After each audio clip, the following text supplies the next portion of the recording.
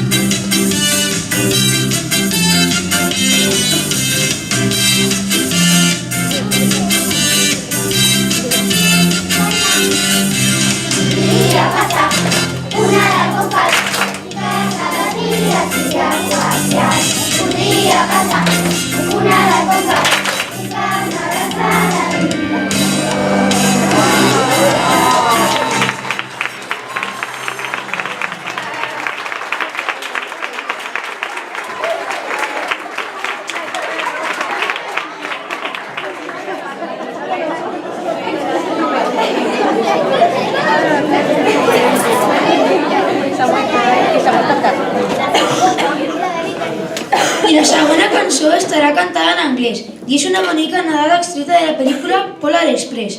La cançó es titula When Christmas Comes to Town i és tan bonica que segur que us farà emocionar. Esperem que aquesta cançó també us agradi.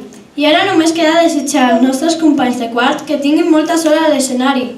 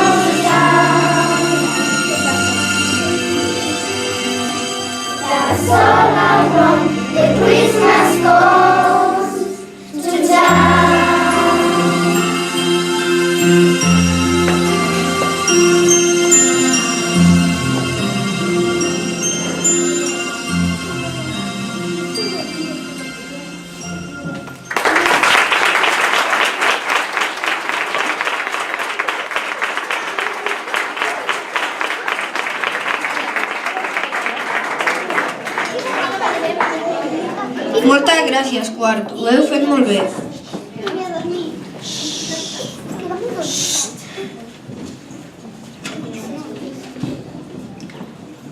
Bé, aquesta celebració està arribant al final, però no patiu, les festes tots just comencen ara. Esperem que us hagi agradat molt a tots i a totes. Estem segurs que els nostres companys ho han fet amb moltes ganes i de la millor manera que han sabut. I que bé que ho fem tots! Moltes felicitats!